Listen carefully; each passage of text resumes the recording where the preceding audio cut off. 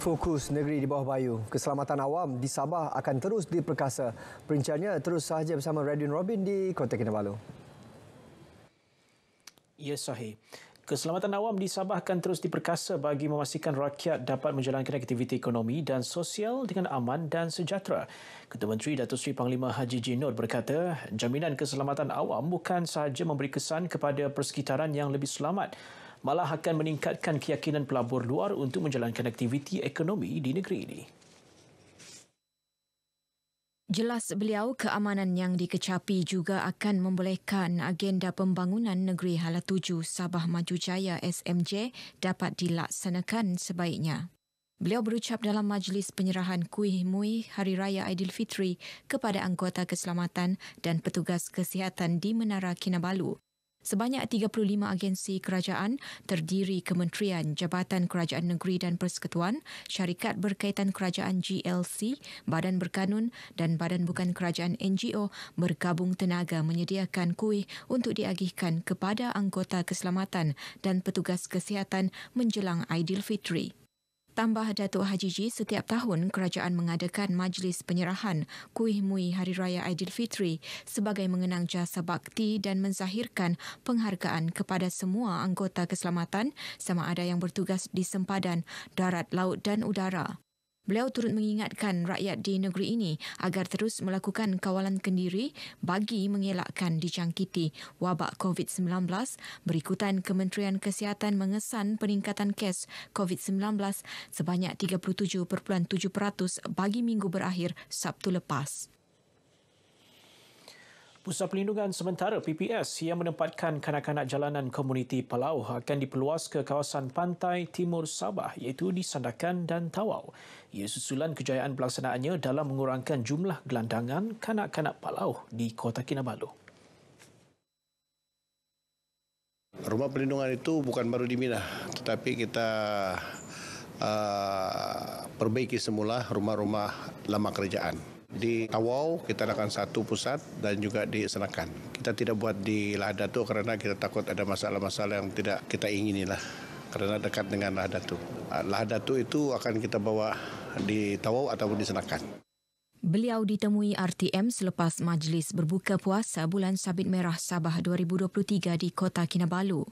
Dalam perkembangan lain, Kementerian Pembangunan Masyarakat dan Kesejahteraan Rakyat melalui Jabatan Perkhidmatan Kebajikan Am Sabah dan Majlis Perkhidmatan Masyarakat Sabah akan membantu Persatuan Bulan Sabit Merah Malaysia Sabah melaksana aktiviti-aktiviti kebajikan persatuan berkenaan.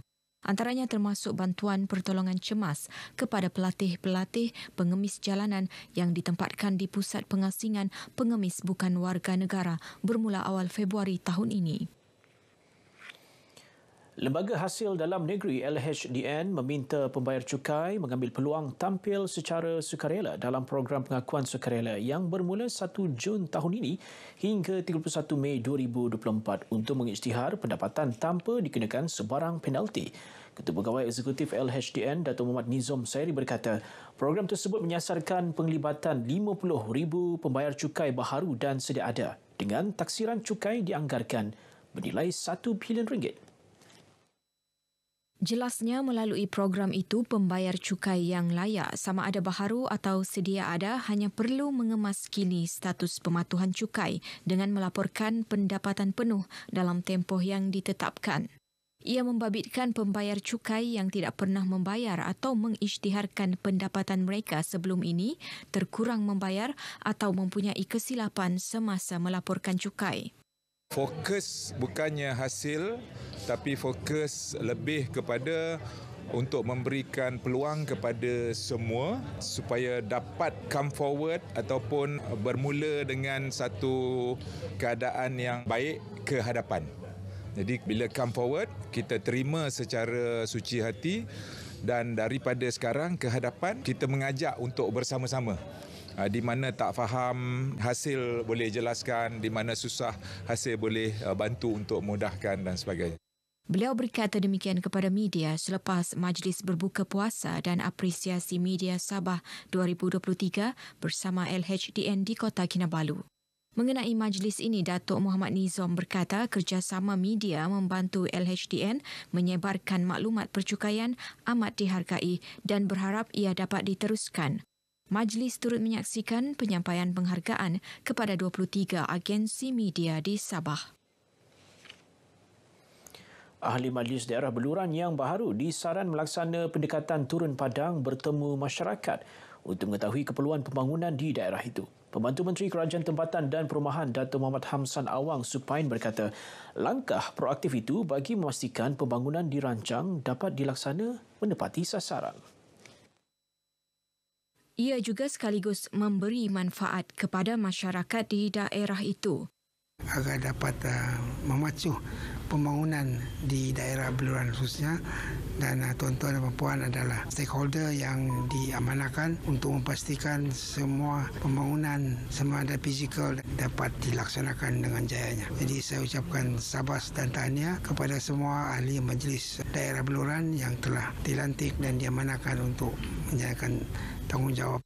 Beliau ditemui media selepas merasmikan Majlis Angkat Sumpah dan Penyerahan Watikah Pelantikan Ahli-Ahli Majlis Daerah Beluran sesi 2023-2025 di Sandakan. Dalam pada itu, Datuk Muhammad Hamsan berharap semua ahli-ahli majlis tersebut dapat bekerjasama sebagai satu pasukan dan bertanggungjawab dalam memastikan perancangan serta aspirasi kerajaan dapat dilaksanakan dengan telus dan berkesan. Seramai 18 ahli Majlis Daerah Beluran menerima watikah pelantikan masing-masing. Kerajaan Negeri dan Perbadanan Pembangunan Ekonomi Sabah SEDCO menyediakan peruntukan berjumlah 15 juta ringgit bagi melaksanakan kerja-kerja ubah suai 3 hotel milik perbadanan iaitu Hotel Perkasa Kundasang, Keningau dan Tenom. Pengurus Besar SEDCO Haizar Ajaz berkata, setakat ini Hotel Perkasa Kundasang telah siap 40%, manakala 2 lagi akan dilaksanakan dalam masa terdekat. Menurutnya, kerja baik pulih melibatkan kerja-kerja ubah suai bilik restoran serta ruang lobi. Dan baru-baru ini kita telah selesai merenovasi 3 tingkat bilik di Perkasa Hotel Kundasang. Tetapi proses renovasi ini secara berperingkat masih lagi berterusan. Kita sekarang sedang merenovasi 3 tingkat bilik lagi dan akan diteruskan dengan coffee house dan juga lobby lounge di Perkasa Hotel Kundasang. Beliau ditemui RTM dalam majlis berbuka puasa SEDCO bersama media di Kota Kinabalu. SEDCO juga akan terus melaksanakan kerja-kerja penyelenggaraan dan ubah suai di Hotel Hyatt Regency Kinabalu bagi tempoh 3 tahun akan datang, termasuk perancangan penambahan 30 bilik baharu bagi menampung peningkatan permintaan pengunjung tempatan dan luar negara. Baik, sekian perkembangan berita dari Sabah untuk petang ini. Berita seterusnya kembali bersama dengan Sahih dalam Berita Wilayah. Sahih. Baik, Radwin. Terima kasih.